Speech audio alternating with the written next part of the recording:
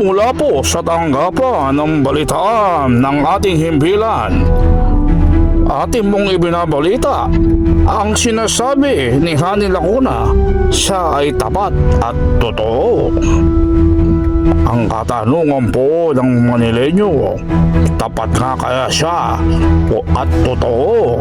Samantalang may nilabas na warrant of arrest ang hukuman sa kanyang pinakamalapit na department head na si Mama Chadungo.